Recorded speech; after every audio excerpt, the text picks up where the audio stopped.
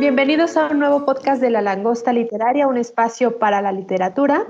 Hola a todos nuestros escuchas que han estado muy quejumbrosos en redes sociales porque no hemos subido nuevo capítulo, pero ya estamos comenzando una nueva etapa también en los podcasts. Vamos a estar subiendo con mayor frecuencia, o al menos eso esperamos hacer, y nos encantará tener todos los comentarios de retroalimentación o de temas que les gustaría escuchar o de también personas que les gustaría tener en cabina. El otro día nos mandaron un mensaje en La Langosta que por favor regresara Romeo Tello, que lo extrañaban mucho en Perú. Entonces, bueno, pues para nuestros amigos de Perú muy pronto también lo tendremos en cabina. El día de hoy tenemos un programa muy rockero. Tengo a dos invitados aquí bastante rockerones, pero curiosamente no vamos a hablar de rock, sin embargo sí de Gracias a algo Dios. bastante, no sé cómo decirlo, pero muy importante también, que es poesía. Hoy vamos a hablar de poesía, nada más y nada menos. Seguramente será un primer capítulo de varios de poesía que tendremos que abordar, porque es un tema que da para una temporada o un programa especial en general de poesía. En la cabina están Carlita Bañuelos. ¿Cómo estás, Carlita? Hola, querida Jackie, muy contenta de esta invitación aquí para platicar de la poesía, que yo creo que sí es también muy cercana al rock, ¿no? A la música. Sí, ¿no? Y también está en cabina César Aristides. ¿Cómo estás, maestrazo? Bien, muchas gracias. Muy contento de estar con ustedes y de platicar de un tema muy descuidado, mendigos, y de un tema apasionante como es la poesía. Y la poesía en su dimensión más amplia y saludable, que es la buena poesía. Muy bien, maestrazo. Pues empecemos, si quiere, con usted. Vamos a hablar de Idea Vilariño. Es una de las poetas quizá menos conocidas, hablando en general o de lo más comercial, ¿no? Como que no es muy Así es. conocida, pero usted se ha encargado de promocionarla. Aquí César la ha recomendado hasta el cansancio. Pero bueno, platícanos, César, de Idea Vilariño. Sí, bueno, esta recomendación viene a cuento por varias cosas. Una, que es quizá la comercial y que es la que tiene que ver con los homenajes y celebraciones. Pues en este año precisamente se cumple el centenario del nacimiento de Idea Vilariño, una poeta uruguaya que tuvo una vida muy discreta. No era una poeta del reflector, era una poeta que gustaba pues de dedicarse a lo suyo, que era la escritura de poesía, pero también a la traducción y a la docencia. Y también era una investigadora de literatura. Es de la generación de Benedetti, que también en este año creo que cumple 100 años de nacimiento. Es de la generación de Fierro, de la generación de Onetti, de Juan Carlos Onetti, con quien mantuvo una relación amorosa intensa, pero también llena de silencios. Incluso uno de sus libros, el más conocido, se lo dedica a Juan Carlos Onetti, y en ese libro le escribe versos que tienen que ver con la cotidianidad, que tienen que ver con la cercanía amorosa, pero también como un amor totalmente desolado, un amor triste, un amor lleno de amargura. ¿Por qué? Porque los dos eran unos personajes extraños, por decirlo de algún modo. Había ocasiones, esto lo he platicado ya y lo voy a volver a comentar porque creo que vale la pena, había ocasiones en las que ellos rompían esa relación y entonces el pinche viejo Netti le hablaba y le decía, ven por favor, te necesito, acércate a mí, ven por favor. Y entonces Idea le decía, ya cabrón, ya no chingues, yo ya estoy con otra persona, estoy tratando de rehacer mi vida, estoy bien. No, te lo suplico, por favor, ven, quiero hablar contigo, necesito es que estés a mi lado. Entonces esta mujer a veces mandaba la chingada con quien estaba y se iba a casa de Onetti, entonces llegaba y decía, ¿qué querías decirme? Entonces ella pasaba a la sala, me imagino, a su habitación y se quedaba sentada y él regresaba a un sillón, se tomaba una copa de whisky, de coñac, de lo que fuera, de vino, de Rioja y no decía nada. Y entonces ella después de un rato decía, ¿para eso me hiciste venir, cabrón? Y entonces ella tenía que salir casi huyendo porque la presencia de Onetti la lastimaba muchísimo.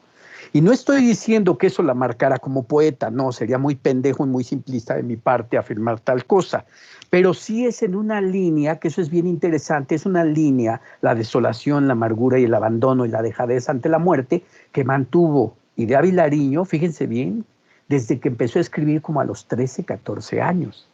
Sus primeros poemas publicados, que aparecen en este libro muy bello que publicó Lumen, que reúne su poesía, que se llama Poesías, y de Idea Vilariño, hablan de que ella parece ser que a los 14, 15 años tiene publicados sus primeros poemas.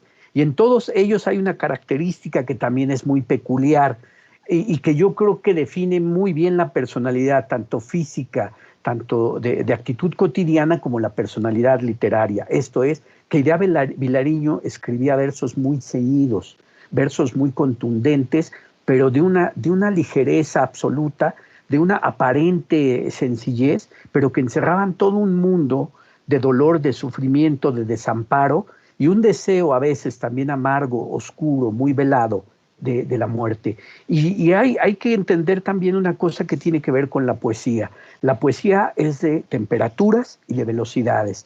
La poesía de Idea Vilariño, si hablamos de velocidades, es una poesía lenta. Así como en la música hay un andante o hay un scherzo, la poesía de Vilariño es lenta. Es una poesía pausada, donde los versos y los encabalgamientos se van dando de una manera sencilla, quizá contenida, ¿sí? Y su temperatura es fría. Yo pienso, si tendría que definir a Idea Vilariño como poeta, me imaginaría a una mujer suave de piel, desnuda pero fría, una piel fría. Y al decir desnuda lo digo en un sentido de devoción, no en un sentido psicalíptico ni pendejo, no, en un sentido de que la mujer como esencia poética tiene una tersura en sus versos que a veces esa gelidez, esa frialdad nos permiten entender un mundo en el que parece que las cosas no se van a lograr, en el que parece que es más fácil acercarse al exterminio que a darle un aliento al amor, porque también uno de sus grandes temas fue el amor. Pero no quiero tampoco estar hable y hable aquí. Carlita Bañuelos tiene mucho que decirnos, mi querida Carlita, tú tienes que hablarnos de otro poeta. Hola, querido César, muchas gracias. Sí, en esta ocasión voy a hablar de Raúl Zurita y mi aproximación hacia platicar sobre Raúl Zurita es más de vivencia que del intelecto. Es decir, yo no llegué a Raúl por una cuestión intelectual, sino por una vivencia. Trabajé de 2013 a 2016 en la Feria del Libro de Guadalajara y mi encuentro primero con Zurita fue en uno de los pasillos de la FIL. Él estaba caminando, era 2015, y entonces en la Feria del Libro de Guadalajara hay algunos autores los reciben anfitriones, que son profesores de la Universidad de Guadalajara o algunas otras personalidades del ámbito cultural que van y recogen a ciertos autores y los acompañan durante su estadía en la feria.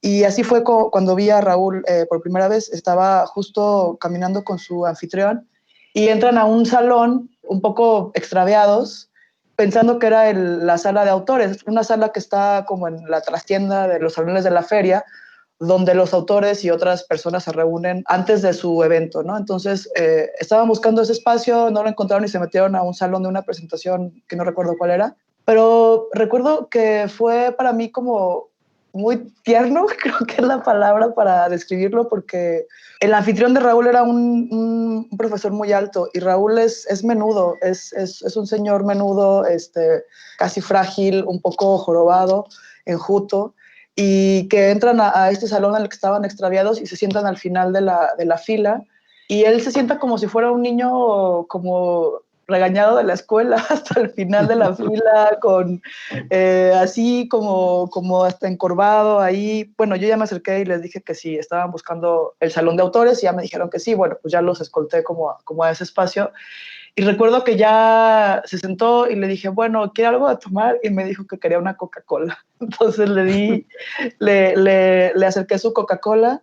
Y no recuerdo si fue ese mismo día o fue un día después, la verdad ya la memoria no es tan nítida en eso, pero fui a la lectura que tuvo en el Salón de la Poesía, que es un espacio muy bonito de la Feria del Libro de Guadalajara, que es probablemente de los espacios más, no sé si que pasen un poco como no son de los más grandilocuentes, pero sí creo que son de los lugares donde pasan las cosas de las más interesantes que suceden en la feria. Es un espacio chiquito, donde a quienes asisten les dan por ahí también un trago de tequila y bueno, y es una lectura y se vuelve un espacio muy íntimo, y ahí fue cuando por primera vez tuve la oportunidad de estar en una lectura de Raúl Zurita, y para mí fue como un poco regresando a la idea de Jackie del rock, un poco es esa sensación de estar en un concierto, de estar en un momento que es un momento único, que sabes que ese momento no se va a volver a repetir nunca jamás en la vida, y la energía que sucede en ese espacio pues te marca de alguna manera.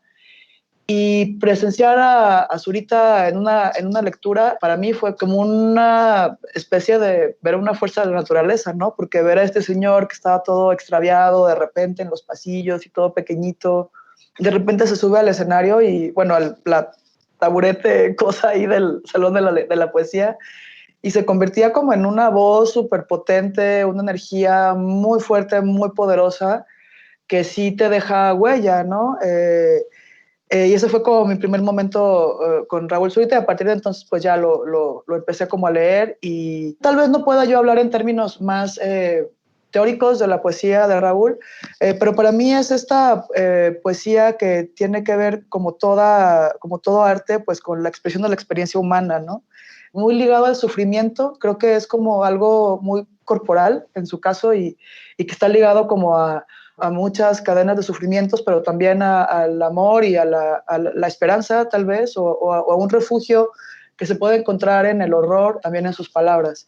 Un poeta que además no solamente habitó o ha habitado su obra, la página en blanco, la página escrita, sino que a lo largo de su carrera ha tenido varias acciones artísticas. Por ejemplo, en el 82, unos avionetas en Nueva York, con el humo de las avionetas, escribió 15 frases en el cielo de Nueva York, frases pues potentes, ¿no? Mi Dios es hambre, mi Dios es nieve, mi Dios es no, mi Dios es desengaño, mi Dios es carroña, mi Dios es paraíso, mi Dios es chicano, mi Dios es cáncer, mi Dios es vacío, mi Dios es herida, mi Dios es gueto, mi Dios es mi amor de Dios.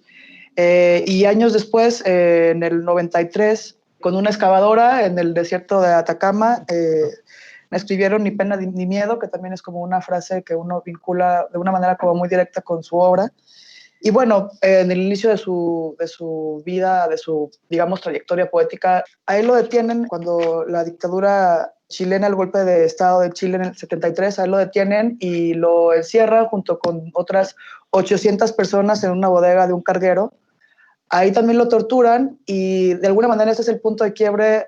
Ese hecho marca como la creación, el inicio de su creación artística. Él está estudiando ingeniería y un par de años después crea junto con otros artistas y escritores un grupo que se llamaba CADA, Colectivo de Acciones de Arte, que buscaban retomar o hacer diversas acciones en el espacio público para expresar lo que significaba la vida en una dictadura.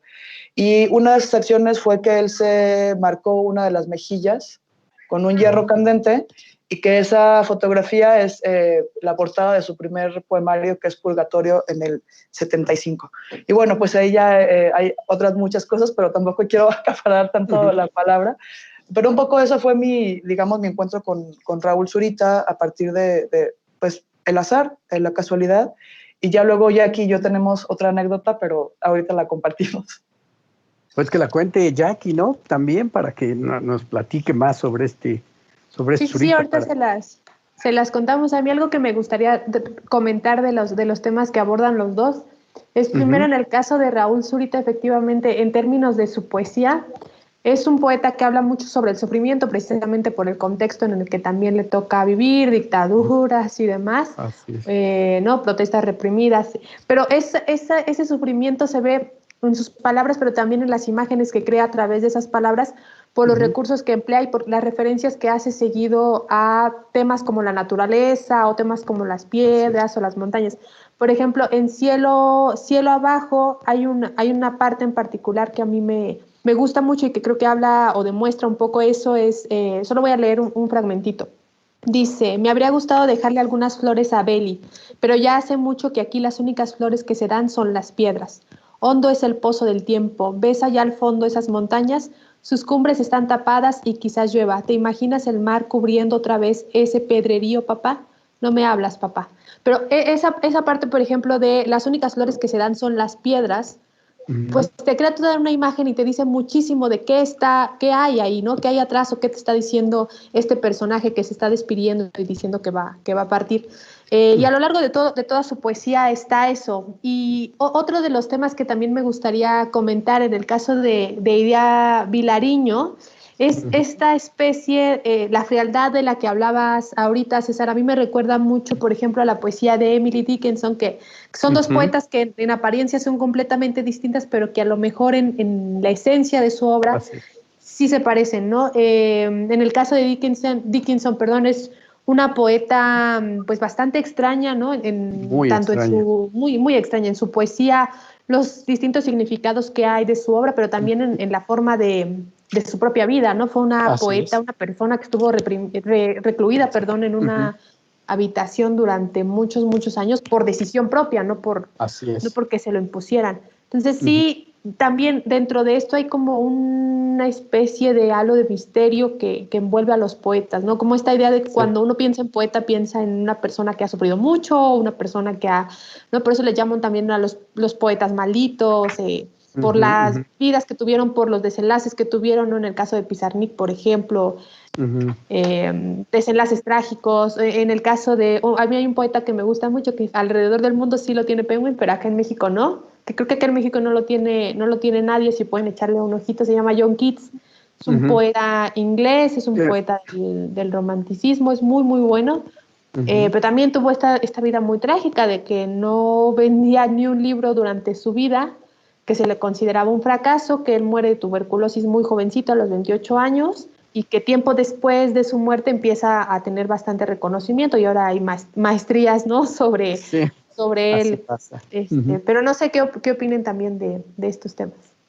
Bueno, ya que estaban mencionando, digamos, esos paralelos que los surrealistas llaman vasos comunicantes entre Emily Dickinson y esta mujer Idea Vilariño, pues sí, hay mucho de cierto. Emily Dickinson sí vivió recluida, encerrada en su habitación muchísimos años, y como dato interesante, hay un cuento de William Faulkner que se llama Una rosa para Emily, que hace una especie como de retrato de Emily Dickinson encerrada en ese cautiverio y donde hace el retrato de una mujer que muere sola, abandonada, y que cuando le encuentran el cadáver, pues nada más está la mujer postrada con una flor.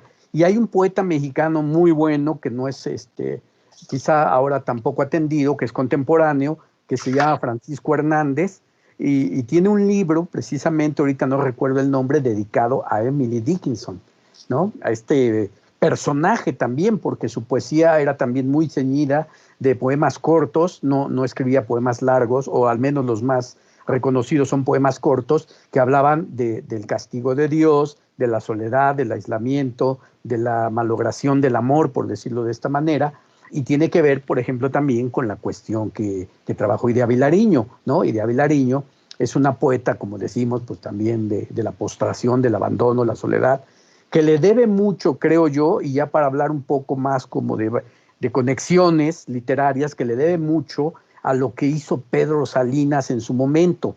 Pedro Salinas es un poeta español cuya mayor característica, o de las mayores características, se podrían decir una, que es un poeta del amor, pero de un amor existencial, que esto es bien interesante, de un amor que tiene que ver con la contemplación y asumir el amor como una idea maravillosa, pero también asumir que el ser humano es el que doblega al amor, o el ser humano el que ensucia al amor, pero de una claridad impresionante. Cuando yo leí por primera vez a Idea Vilariño, no pude menos que pensar, esta chava quizá leyó a Pedro Salinas, porque Pedro Salinas, aunque tuvo poemas, sí, muy extensos y composiciones muy largas, su transparencia es tan profunda y su aparente sencillez, no machadiana, sino más metafísica, transmite una libertad en el amor que a veces tiene que ver con un sufrimiento, con un goce tenebroso, con un goce lleno de dolor.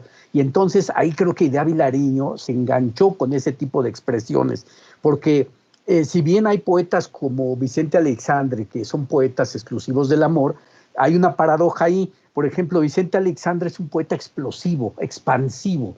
Es un poeta fulgurante, de imágenes vibrantes que cabalgan entre los versos, de tactos, de besos, de caricias, de texturas, de rudezas. Y curiosamente, Vicente Aleixandre pasó muchísimos años de su vida postrado en cama, enfermo, el cabrón, ¿no? En cambio, con Pedro Salinas, que nada más vivió creo que 60 años, Hay una poesía que lo distingue y es como les decía, el amor dicho de una manera muy sencilla, muy ceñida, pero con una profundidad devastadora. Habla del amor como ningún poeta quizá había hablado hasta entonces, porque los poetas habían hablado del amor con ese deseo de tener el cuerpo, ¿no? Y eso se decía desde los poetas de los siglos de oro, ¿no? Desde ese deseo de tener, de que no se acabara el encuentro carnal, ¿no? Pedro Salinas habla del amor con una idea de libertad. Hay una imagen que es bellísima que dice que algo así como que el amor es un poco como esos árboles que aceptan a los pájaros, pero no los detienen, que también les permiten seguir su vuelo y dices, no me chingues, apaguen las putas luces y vámonos, porque tiene una capacidad de decir que el amor es libertad, que el amor no es un compromiso, el amor es un deseo súbito, puro, un estallido de lumbre, pero esa lumbre no te quema, esa lumbre te cobija, esa lumbre te ilumina y te permite avanzar. Entonces, esto creo yo que lo entendió Iria Vilariño y curiosamente Alejandra Pizarnik, ¿no? También lo entendió porque es un tipo de poesía que va como en esa línea, ¿sí? Tratar de asumir el instante, tratar de tener el momento exacto en que el beso o el ayuntamiento carnal o la conjunción amorosa dejan de ser un acto físico para convertirse en un acto espiritual. Lograrlo es muy complicado y creo que lo que hizo Pedro Salinas tocó, según yo, tocó a Iria Vilariño y tocó a Alejandra Pizarnik, por ejemplo, ¿no? Incluso creo que hasta Blanca Varela, esta excelente poeta peruana, ¿no? Incluso a una poeta que nadie lee ahora y que creo yo que es justo acercarnos a ella, mexicana la cabrona, Isabel Freire. ¿Quién lee a Isabel Freire? Nadie. Y sin embargo es una poeta de una transparencia y que también como Vilariño tuvo su momento de inquietud social, porque hay que mencionarlo, Vilariño cuando estalla la revolución en Nicaragua, cuando estallan esos movimientos en Centroamérica que buscan derribar a los dictadores, Vilariño expresa en algunos poemas ese descontento. Pues Isabel Freire también, pero Isabel Freire, pues nadie la lee, ¿no?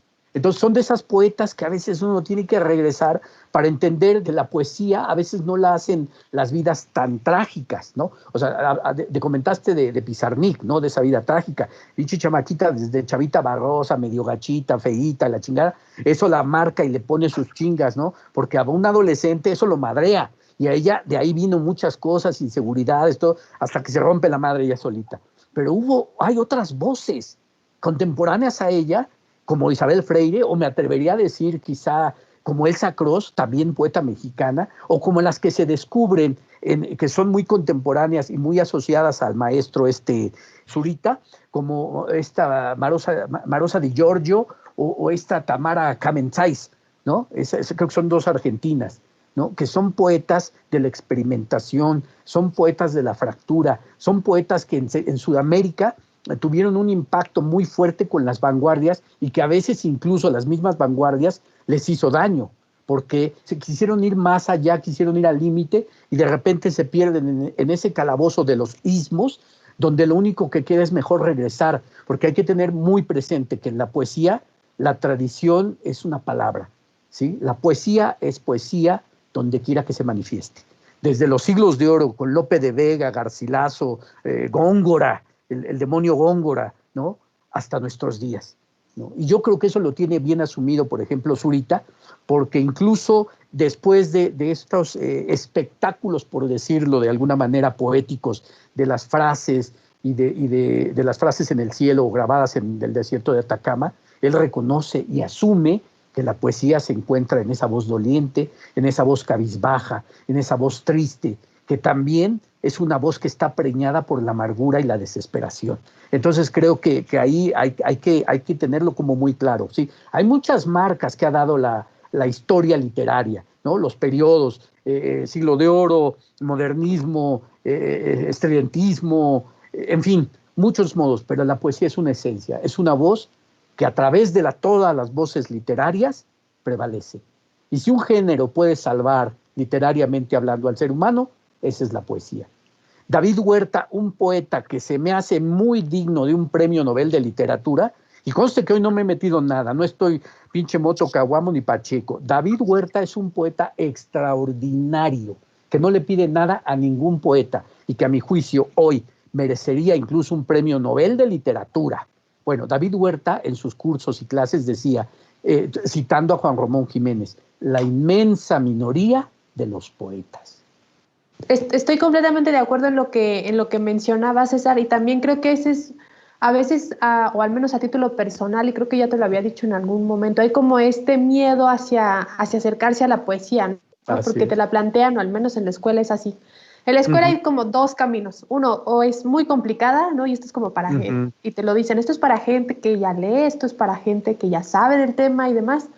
O la dos es que es muy aburrido, ¿no? Y que solamente sirve para los festivales de las escuelas y para, ¿no? Que además tienes que declamar poesía y no la puedes leer o solo, ¿no? O no la puedes leer en silencio también. Y creo que eso es algo que sería bueno quitarnos, como esas ideas que nos vienen totalmente de acuerdo. Llenando, porque no nos ayudan a acercarnos a otros poetas, ¿no? Por ejemplo, yo tuve la oportunidad de leer por recomendación de Joaquín. Leí a T.S. Eliot, ¿no? La Tierra Baldía, que es un poema dificilísimo, sí es dificilísimo, pero también creo que ahí está parte de lo rico de leer poesía, es que cada quien va teniendo su propia reinterpretación, o sea, su propia interpretación de lo que quiere decir el poeta, y creo que ninguna interpretación es que sea correcta o incorrecta, sino que cada lector le da vida a ese poema a través de las imágenes que se va creando. A mí, por ejemplo, les comentaba de John Keats, pero hay otros poetas quizá menos conocidos actualmente, porque sí siento que es un género que pues sí es un género bastante golpeado, ¿no? Por la industria, por los premios, por los lectores. Hay un poeta que se llama Billy Collins, que es un poeta estadounidense, pero escribe poesía con humor, que yo no lo había leído, o sea, no había leído este tipo de poesía que te hace reír, ¿no? Por lo absurdo de las situaciones, pero lo que plantea, por ejemplo, este poeta, y él también se burla, pues es que habla de la vida cotidiana, ¿no? De un escritor, de un señor que está sentado y que está pensando en lo que está viviendo, o que ve al perro pasar y entonces a partir de eso se le ocurren ciertas cosas, y entonces, por ejemplo, a él decía en una conferencia que su esposa le comentaba, bueno, tus personajes no hacen mucho, ¿no? Se la pasan sentados, se la pasan tirados. Eso creo que también es pues muy enriquecedor para la poesía, y sobre todo que se aborde desde un punto de vista de risa, ¿no? A contrario, por ejemplo, de Eliot, que, bueno, muchos dicen La Tierra Baldía es una especie de, pues sí, una especie de metáfora también hacia las guerras, hacia lo que es el sufrimiento, hacia lo que es el hambre, ¿no? Por ahí tiene una frase como: te enseñaré lo que es el miedo en un puñado de polvo, me parece que dice, ahorita lo encuentro bien. O la partida de ajedrez, que también tiene por ahí Eliot, etcétera. No sé, Carlita, tú. Mi experiencia con la poesía tiene que ver con el momento presente, sobre todo. Me parece que de las cosas más interesantes de la existencia, y que es además un momento en el que uno, bueno, el budismo y cualquier otra cantidad de filosofías, es como estar en el momento presente, y a mí con la poesía me pasa eso, estás ahí, ya sea que la estés como en un recital o en una lectura y estás como ahí, o cuando la lees es como no hay otro espacio al cual irte más que es ese momento, y eres tú con esas palabras que crean un espacio, y que por lo menos para mí en muchos momentos es un espacio de refugio. Además de todas las imágenes que te puedan generar, ¿no? Con todo lo que cualquier poeta pueda expresar, como todas esas imágenes que me parece que es muy, muy, muy bello. Para mí, sobre todo, es como la experiencia del momento presente, y en ese refugio también a veces encontrar, pues, un espacio de resistencia, ¿no? Por ejemplo, yo sí lo viví como de una manera clara en esta pandemia, en los que de repente había días en los que pues era duro todo, ¿no? El encierro, sí, claro. Todo lo que ha significado para todas las personas el 2020, la pandemia, en fin. Y estuve leyendo elegías de Duino de Rilke, y en verdad que había unos momentos en los que, híjole, sentía que me hablaba, ¿no?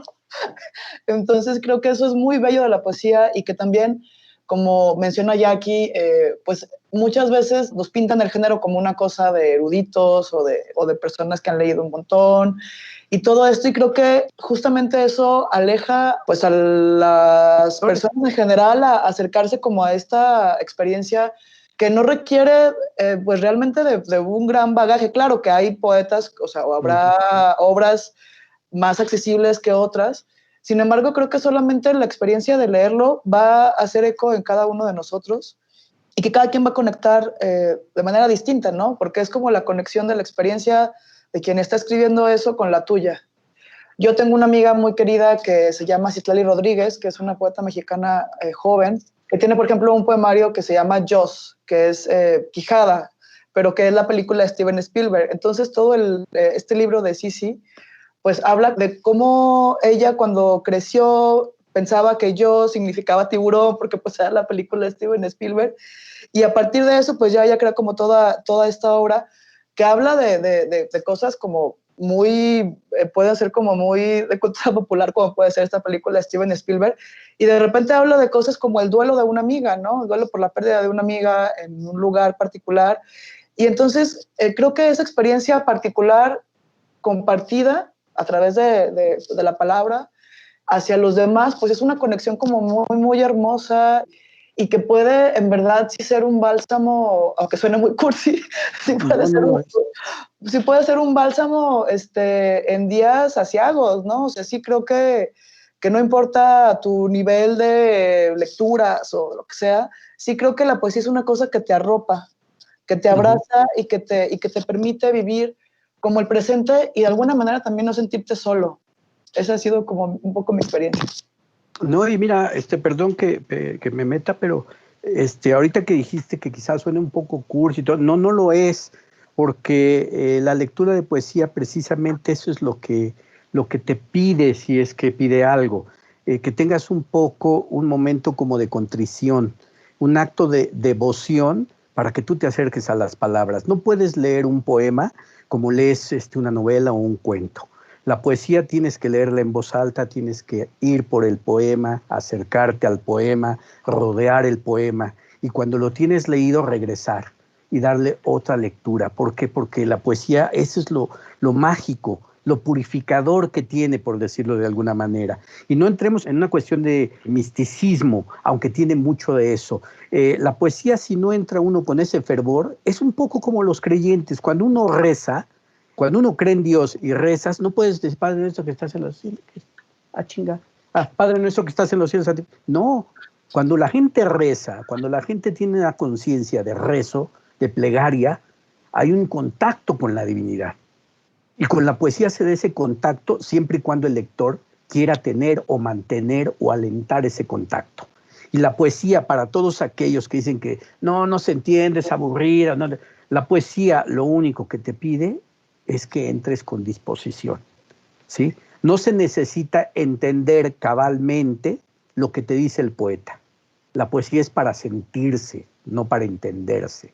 Si las personas quieren leer, por ejemplo, ahorita que mencionaban La tierra baldía de Eliot, con la idea de entender qué pasa en su momento por la cabeza del poeta, se jodieron. Hay que entender por qué el ser humano, no Eliot, escribe esa tristeza, esa amargura, esa desesperación. Ya los estudiosos se van a dar cuenta de que está viviendo los estragos de la Primera y Segunda Guerra Mundial.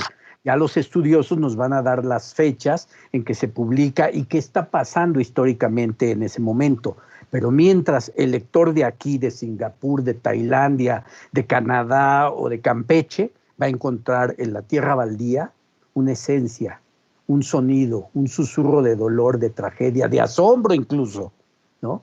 Y eso es lo que nos permite la poesía. Cuando decías que era como que te abraza y te cobija, es maravilloso, porque así lo es. La poesía, uno está en la circunstancia más complicada dentro de este confinamiento y un libro, por ejemplo, pienso de bote pronto, Antonio Machado, lo abres y te cuenta un paisaje de Sevilla y ha sido salvado, la verdad. Te transporta, te cobija, como bien lo dices, mi queridísima Carla. ¿Sí? Te permite entrar en esa otra realidad donde todo lo espiritual pierde ese cariz místico y se convierte en ultraterreno, como diría Hermann Brock. Va más allá del cielo, va más allá de los sentidos, va más allá de lo que se percibe, se vuelve mágico, se vuelve fantástico. Si pudiera haber una alegoría para el cielo real, para el cielo cristiano, la poesía sería uno de ellos, sin duda. Sí, completamente de acuerdo. Carlita, ahora cuéntanos esa anécdota Sí, con cuéntanos la Raúl anécdota Zurita. con Zurita. Pues yo tengo a Zurita, Zurita en 3 actos. Sobre todo porque ha sido este encuentro presencial, o sea, como casual, azaroso de ver a la figura, ¿no? El segundo fue justo en Ciudad de México, en el 2017 tuve una lectura en Casa del Lago. Yo recuerdo que traía ahí como un dolorcillo en el corazón. Y entonces en aquel momento él pues recitó varias cosas, pero recitó un proyecto que se llama Tu vida rompiéndose, que son 22 frases que proyectaron de manera sobrepuesta en los acantilados de la costa norte de Chile, que son imágenes de lo que un ser humano verá en su paso sobre la tierra. Y lo recitó y pues sí recuerdo haber llorado en ese momento porque es muy poderoso la manera en la que lo recita.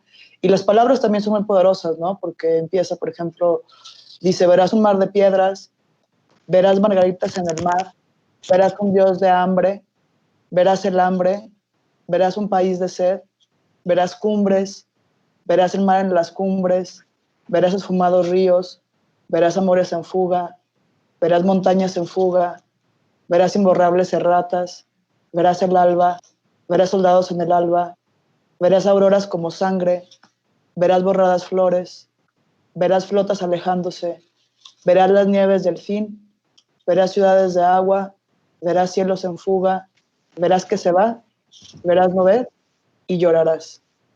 Y pues es un poco como una especie de testamento en adelantado, yo así lo sentía, porque es como pensar en la experiencia propia, en todo lo que uno durante la vida va a ver y que eso, cómo te va marcando, ¿no? O sea, verás amores en fuga, creo que es muy bella y al mismo tiempo es muy dolorosa la frase, ¿no? O imborrables erratas, todos los errores que cometemos o que cometen otros, o los que se nos van de repente, se pueden ver en los libros, que incluso a veces pueden ser hermosas. Yo me emociono mucho cuando veo una errata en algún libro porque sé que es también parte de, pues, del ser humano, ¿no? Como equivocarte como en, Que hay un humano detrás. que hay un humano detrás. Y creo que Sí, también claro. eso es como lo hermoso de la poesía, que un poco retomando lo que mencionaba Jackie o lo que también mencionaba el maestrazo sobre estos personajes que luego son como muy atormentados, ¿no? O sea, como suicidas o poetas malditos, o el mismo Zurita que se quemó la mejilla, o que de alguna manera también su cuerpo es como una especie de conductor de, no sé si esa divinidad o de esa espiritualidad. Yo sí creo que son pues seres tocados, ¿no? Por algo. Sí, sí, sí. Una especie de antena tal vez una especie de antena del tiempo que se vive, una especie de antena de su misma existencia, catalizadores tal vez, ¿no? Por eso también son personajes tan atractivos, ¿no? O sea, tanto hombres como mujeres son personajes atractivos porque, pues justamente a través de ellos se experimentan un montón de cosas que luego plasman en su obra. Sí, y ahorita que decías esto es bien interesante porque esta idea que se tiene del poeta como un ser enigmático, ser especial o ser superior, híjole, pues les voy a echar a perder a todos los que tenían esa idea, pues es absolutamente falsa, ¿no? El poeta es un hombre común, el poeta es un hombre que sale al mercado, es un hombre que se compra sus cervezas, es un hombre que si vive solo es porque se puede volver insoportable, neurótico. El poeta es un obrero, el poeta es un editor, el poeta es un carpintero, en fin, tantos oficios que hay como tantas participaciones tiene el hombre en la vida. Y lo interesante del caso es que, por ejemplo, ahorita tú que leías estos fragmentos de Zurita y que de alguna manera nos compartes como esa desazón que tú pasabas por aquel momento en tu vida personal y de repente escuchas eso y es como si alguien te hubiera dicho, a ver, ven, esto nada más es para ti, escúchalo tú. Y esa es una de las grandes también cualidades y virtudes de la poesía, ¿no? Y por ejemplo, me imagino, y yo había apartado también algunos poemas de la Vilariño, porque de alguna manera resumen, ¿no? Lo que uno hubiera querido en su vida o lo que nos pasó en la vida, ¿no? Entonces voy a leerles un poema, digamos que siguiendo esa línea que no es providencial, no es una línea en la que uno dijera, esto es para celebrarlo, no, pero es parte de la vida. Y si otro lo dice o si otro lo escribe y nos acomoda, es porque eso nos hace más humanos, nos hace más sensibles y eso nos permite también apreciar más la poesía. Este poema se llama Te estoy llamando y viene en el libro Poesía completa de Idea Vilariño que publica Lumen. El poema dice así: amor, desde la sombra, desde el dolor, amor, te estoy llamando. Desde el pozo asfixiante del recuerdo, sin nada que me sirva ni te espere. Te estoy llamando, amor, como al destino, como al sueño, a la paz te estoy llamando, con la voz, con el cuerpo, con la vida, con todo lo que tengo y que no tengo, con desesperación, con sed, con llanto, como si fueras aire y yo me ahogara, como si fueras luz y me muriera. Desde una noche ciega, desde olvido, desde horas cerradas, en lo solo, sin lágrimas ni amor, te estoy llamando como a la muerte, amor, como a la muerte. Es sin duda un poema bello, sencillo, ceñido, pero nos habla de todo ese dolor que transmitía la pinche Idea Vilariño, ¿no? Digo pinche porque no le puedo decir una grosería más cabrona que se merezca, porque realmente también era de esas mujeres terribles, ¿no? Hay una anécdota que les diré, el pecado, no el pecador, de que en una reunión, la canija Idea Vilariño había como contertulios de su generación literarios y le comentó a una de sus camaradas: mira, ves a fulano, a sutana, a mengano y a perengano, pues esos ya pasaron a la piedra de los sacrificios por mí. Entonces era una poeta, sí tímida, sí una poeta lejana al reflector, pero también era una poeta de una gran sensibilidad y de una gran pasión, de grandes deseos amorosos y de una voluptuosidad que escondían estos versos ceñidos, tristes, amargos, taciturnos incluso, ¿no? Entonces es de las maravillosas cualidades que nos permite la poesía, ¿no? Y bueno, pues qué más de sus seguidoras, ¿no? También que escribieron versos desatados y marcados por un amor desesperado, un amor loco, un amor traumático incluso. Pero como decía hace ratito, pues eso nos hace más humanos, ¿no? Sí, definitivamente el amor y el desamor.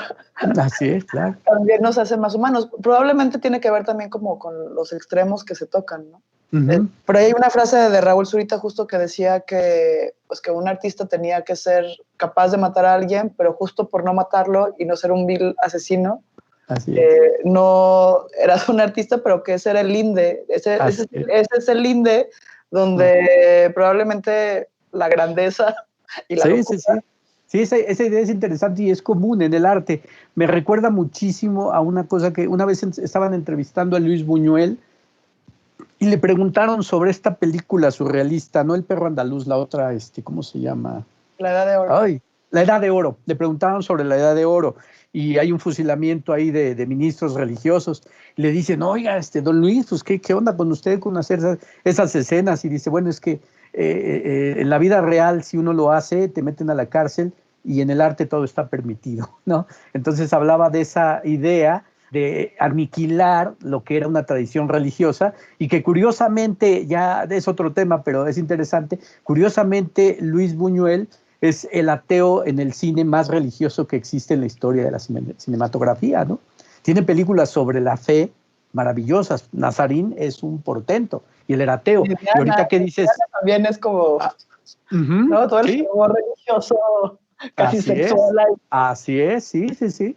Y bueno, retomando a Zurita, pues él también alguna vez fue niño y él también alguna vez creyó, ¿no? Quizás no necesariamente en un Dios, aunque lo menciona, en un Dios, digamos, católico, apostólico y romano, pero sí habló de un Dios como una fuerza creadora, como una esencia, y muy conectado con la naturaleza.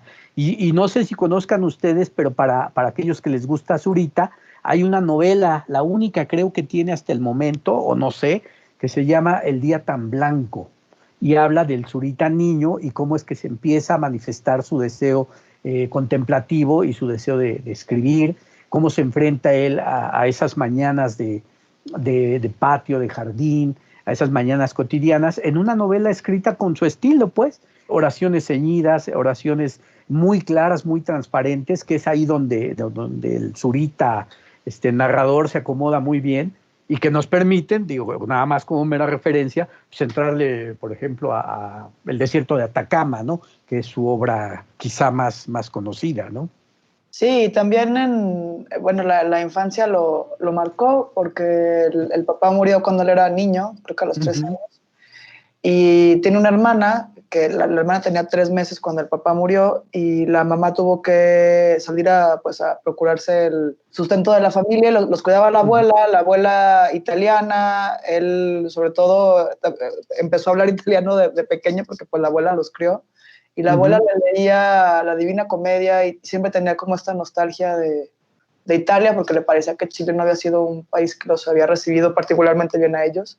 Y pues fue una infancia pues de hambre, ¿no? Tal vez de ahí, Dios de hambre y otras cosas, y ya después, bueno, pues toda la violencia que vivió con durante la dictadura de Chile. Pero también aquí tal vez nos puede contar la última anécdota de Zurita cuando ella y yo Raúl compartimos. Zurita 3 puntos. Zurita 3. Zurita 3. Pues sí, justamente fue en 2018, ya vi la fecha.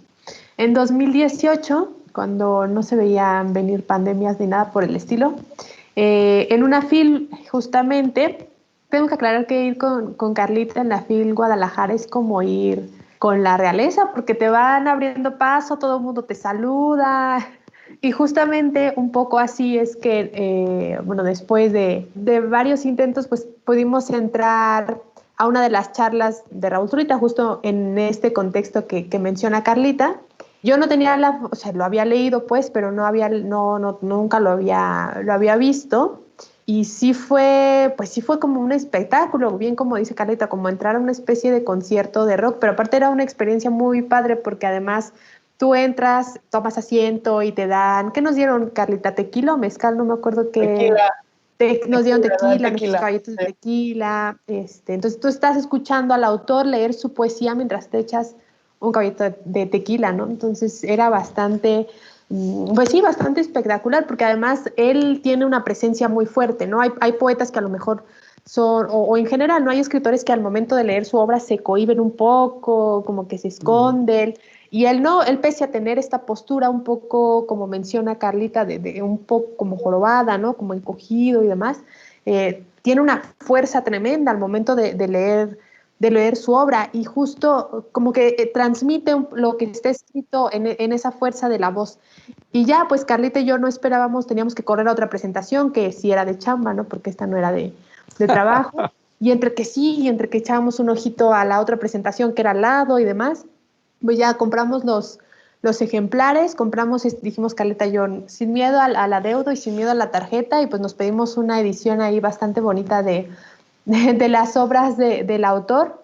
Nos formamos sin ninguna esperanza de que nos firmara, porque además pues había una fila un poco larga, ¿no? Teníamos que correr y demás, pero lo logramos. Ahorita Carlita nos dirá qué nos dijo el autor. A mí pues me firmó y me puso a Jacqueline todo mi amor y la alegría de haberla conocido, ¿no? Y me firmó. Y me preguntó por sí, fue muy bonito. La verdad es que fue una experiencia muy, muy bonita. Después él me preguntaba dónde había conseguido esta edición y cuánto me había costado, ¿no? Entonces yo trataba de decirle el precio, pero obviamente pues hablábamos en idiomas distintos en el sentido de que pues yo decía pesos mexicanos y seguramente él pensaba pues en la moneda chilena, ¿no? Entonces yo trataba en mi cabeza de hacer una especie de cálculo que obviamente no salió y ya nada más él se volteaba con su gente y le decía, oye, quiero una edición de esta porque no la tengo, ¿no? Que además es bastante chistoso que un autor no tenga una edición de su propia obra.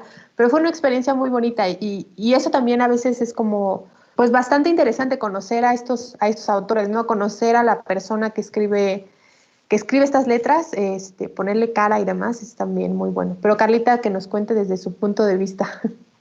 Pues sí, es como grupear ahí, éramos unas groupies.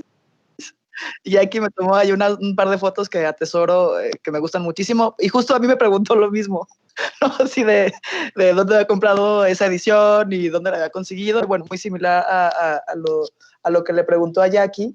Es muy cálido cuando te acercas con él a pedirle una dedicatoria. Pero mi dedicatoria favorita fue de la primera vez que lo vi en el Salón de la Poesía, justo en la FIL, en el 2015, porque pues yo compré el primer libro que se me atravesó, que estaba ahí, había como un pequeño, pues como una mesa con algunas ediciones, y fue Las ciudades de agua, que es un libro que creo que solo está editado en México o por ahí, o sea, no es como una edición en muchos lugares, y en realidad fue como lo primero que me encontré, entonces, pues entonces ya me formé, y antes de mí, pues sí había como otras personas conocedoras de su obra y se encontraban con él y le daban ahí como todo un discurso de no, sí, tal libro y tal. Y bueno, yo no tenía algo así que decirle. Entonces, cuando fue mi turno, solo me paré y le dije, soy Carla. ¿No? Porque pues es como, pues no tengo una anécdota, ¿no? O sea, no tengo una historia para el preámbulo de este momento. Y creo que eso fue súper bello, lo recuerdo con mucho cariño, porque volteé y se me quedó viendo como, ok. Y ya, y la dedicatoria es, soy Carla, me dice, y yo ya la quiero, Raúl Zurita. Pues atesoro muchísimo esta dedicatoria porque pues es eso, ¿no? Sí, claro. Y esto un poco lo conecto con, ahora que estaba leyendo, haciendo las notas para este podcast, en la edición de Purgatorio hay una frase en latín que es ergo sum qui sum, que está junto a su foto con la cicatriz del hierro, y en latín quiere decir soy quien soy, y eso para mí lo ligo un poco como tal vez de manera azarosa, pero que luego no hay de repente tanta casualidad. O sea, cómo decir soy esta persona ya es algo, y abrazarte como a ese ser que eres tú, que es un poeta y que solamente eso ya significa pues un universo, ¿no? Y eso es como, lo atesoro muchísimo, ¿no? La verdad es que sí, es mi dedicatoria favorita de la vida, y eso que sí he faneado bastante. Entonces sí es como, lo atesoro un montón, y pues sí, mi última anécdota fue con Yankee, compartimos ese momento, y también lo recuerdo con un momento muy, muy bonito, ¿no? Que estábamos ahí además al lado de una señora que estaba como platicando con su amiga, y que le dijimos, oiga señora, pues déjenos escuchar, ¿no? Este momento no se va a repetir. Pero sí, es muy bello. Sí, creo que sobre todo es una experiencia, es algo, pues como de todo el ser, ¿no? De todo el cuerpo, de todo el ser. Y creo que también eso es lo maravilloso de la poesía, cuando la vives. Sí, así es, sí.